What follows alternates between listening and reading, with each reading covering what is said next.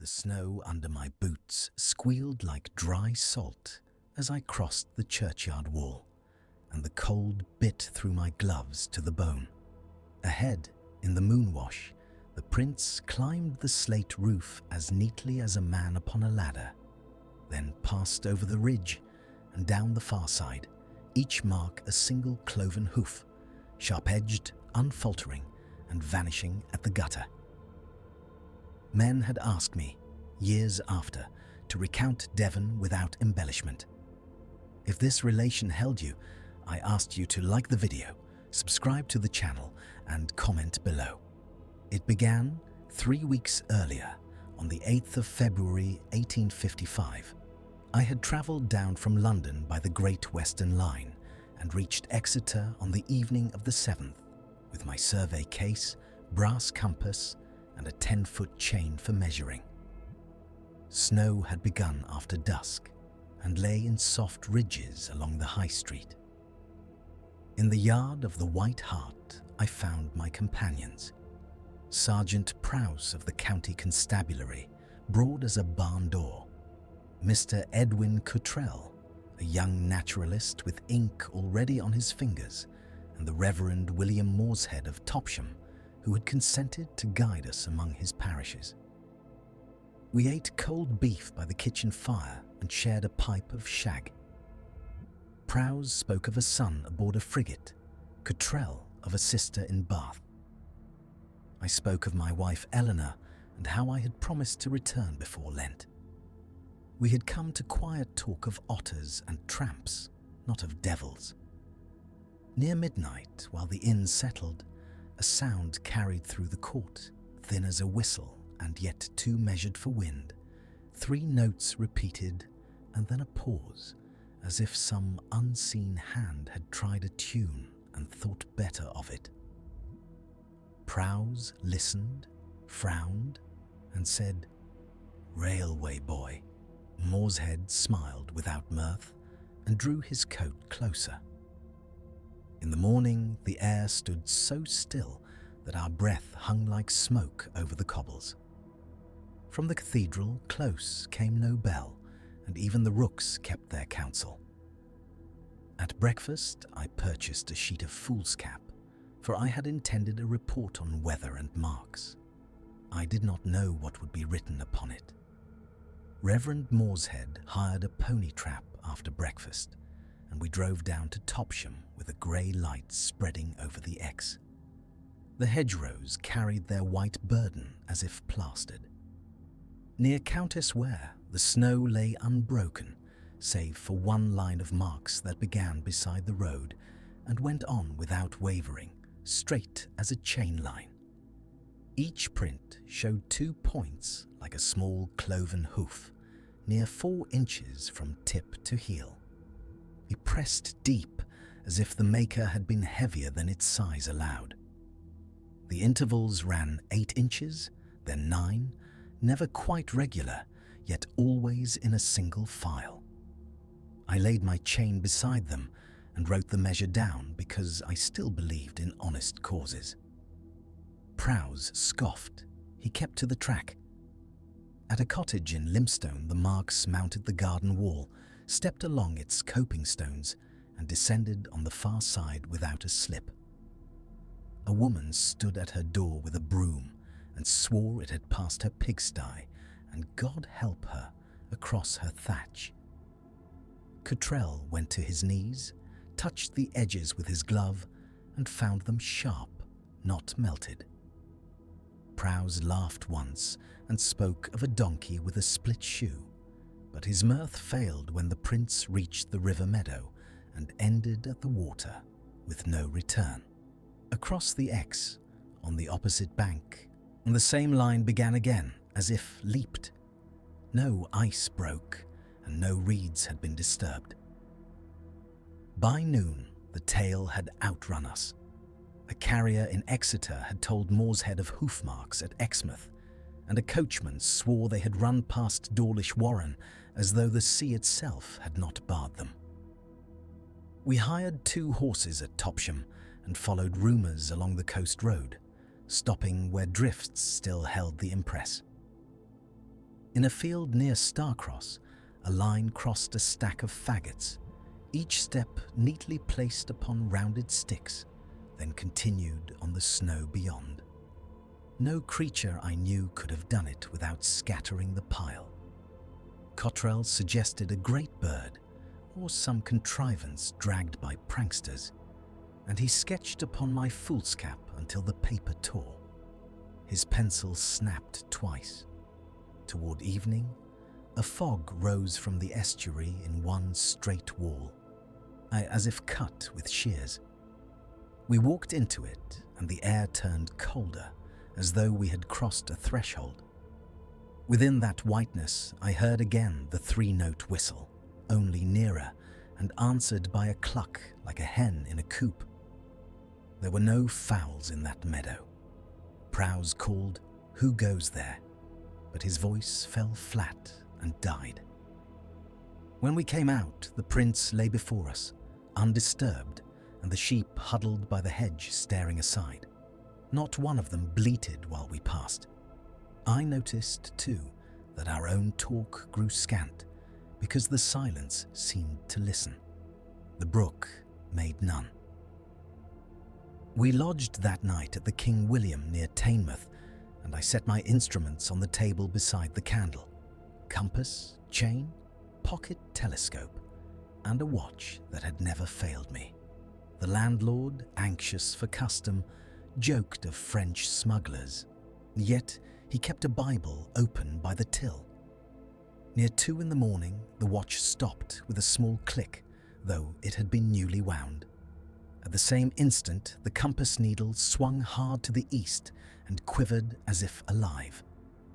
Prowse rose, thinking of thieves, and flung open the casement. A gust came in, foul with rank animal musk, and the candle went out. In the dark, I heard steps upon the roof, not the scurry of rats, but a deliberate tap, tap, tap. When Prowse fired his pistol into the night, the report sounded muffled, as though the air had been padded. My tinder sparked blue and died twice before it took, and when the flame returned, we saw on the sill 2 crescents of wet snow melted into the grain of the wood. At dawn, we climbed to the yard wall. Across the roof ridge, clean on whitened slates, ran the same single line of cloven prints. Beyond the eaves, they descended into the lane and went inland, straight as a judgment, and our horses would not face it for a time. We set out at once, and the track crossed the road before the smoke had fallen behind us. I had scarcely raised my lantern when a voice spoke my name in Eleanor's tone, soft and weary, from the hedge at my elbow. I turned so sharply that my knee struck a stone and I fell. The hedge held only snow-crusted bramble. Above us, something shifted, heavy enough to shake loose a powdering of ice, yet nothing flew.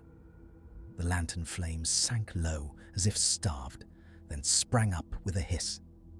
Cottrell stared at me as if I had gone mad. Prowse hauled me up, muttering that grief played tricks. Fortnight-long line led inland by Kingsteinton and Newton Abbot, where market folk gathered in doorways as we passed. The prince crossed courtyards, whose gates had been barred all night, and came out the other side without a pause. At one smithy, I found a patch where the snow had been scraped away, and beneath it, the cobbles carried 2 faint scuffs, like the strike of horn upon stone. Morshead asked the smith for soot, and we dusted a fresh print to bring out its edges, the mark held as clean as a stamp, without drag. Prowse still spoke of hoaxes, but he began to walk wide of the track, as if he feared to tread upon it in open daylight. 9th day, Ipplepen. We were shown a dairy yard where the prince had entered by the gate and left by a drain pipe set in the wall. The pipe was no broader than my arm, rimed with ice, and the track emerged from its far end in the same single order. I crawled to the mouth and found no scratch upon its rim, no smear of hair, or no slough of mud. Inside the house, a mastiff that should have rushed any stranger lay under the table with its muzzle in its paws, trembling. When Cottrell tried to coax it out, it snapped at him once, not in anger, but in terror utterly. That evening, walking a sunken lane toward Broadhemston, we heard the whistle again, now answered by an imitation of our own speech from the hedge, a hoarse echo that shaped itself around Prowse's last word, and then broke into a chuckle that was not mirth. The lane fell silent afterward. No owl called, no brook ran, and even the trees seemed to hold their breath. A rim of frost formed on my whiskers, while the rest of the air remained merely cold, a circle of sharper winter that travelled with us. I asked myself what sort of beast carried its own weather. Cottrell began to mutter of intelligence, and Morshead rebuked him with a glance, and we quickened pace then. News reached us on the 1st of March that the line had appeared near Crediton, as if it had turned in the night and chosen fresh country. The Exeter and Plymouth Gazette printed wild conjecture, yet a magistrate at Dawlish begged Prowse to keep quiet for fear of trouble. We travelled by cart to Cheriton Bishop and found the marks upon the hard snow of the lane, crossing straight through a closed orchard and over a 5-barred gate. I carried chalk and marked the outer edge of each print. By dusk, one of the cart straps lay sliced clean through, as if by a knife, though none of us had touched it. We resolved to take a cast, and Cottrell fetched plaster from a mason at Crockenwell.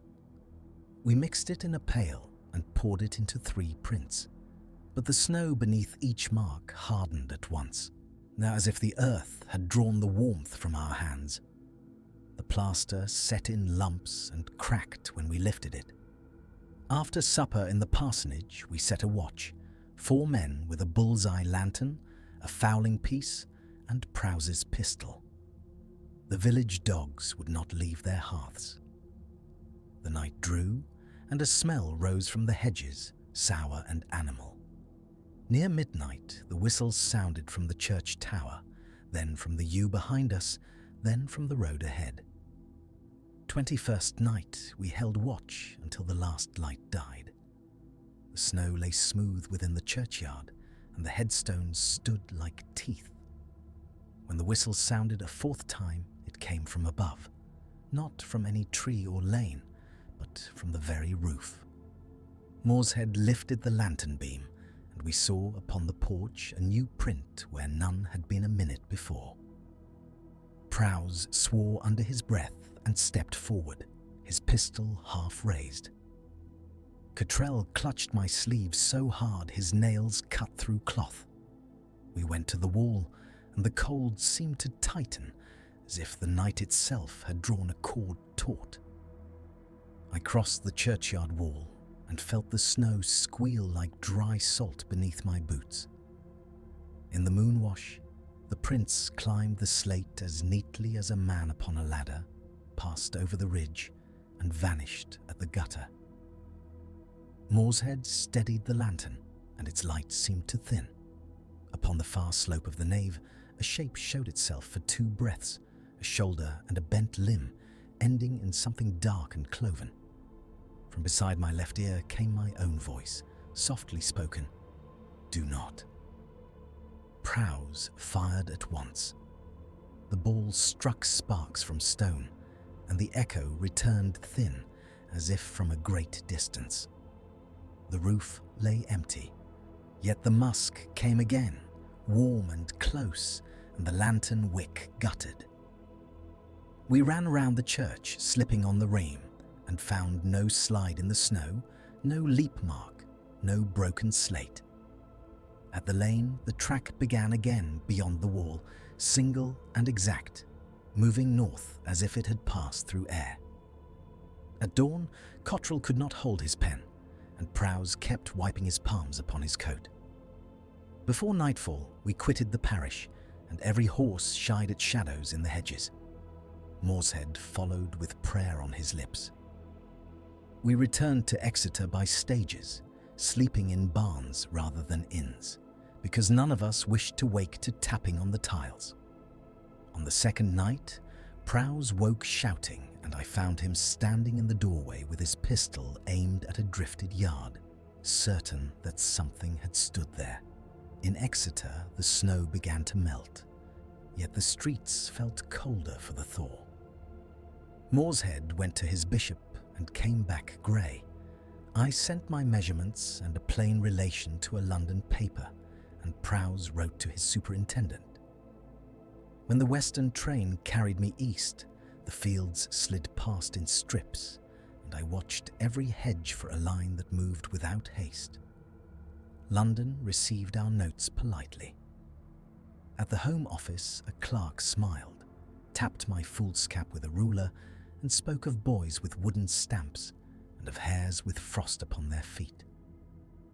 An editor reduced my measures to a short paragraph beside advertisements for patent lozenges. In print, the roof was omitted, the voice was called an owl, and the river leap became a jest. I kept my notebook shut in a drawer, yet I could still smell the musk in its pages when I opened it at times. Prowse visited me in the summer of 1861, older and limping. We sat with gin by my hearth, and when the kettle began to sing, he gripped my wrist at the third note, his face gone the colour of paper. He confessed that he had dreamed of hoof marks in a straight file crossing his child's cot, always stopping at the rail. Cottrell never printed another line. I heard he took ship for Australia and refused to speak of Devon. As for me, each winter carried its reminders. In January of 1874, after a snowfall in Clerkenwell, I found a single cloven print on the sill outside my bedchamber, though the street below had been trampled smooth. In 1880, crossing Blackheath at dusk, I heard the whistle answer my own footfall, one pace behind, and the air about my ears turned colder. I sought men, and they sought boys and badgers, and none followed far. I never learned what walked Devon, nor why it kept one file. Snow remembered more than men, despite my measures. In the last snowfall, my doorstep bore two sharp points.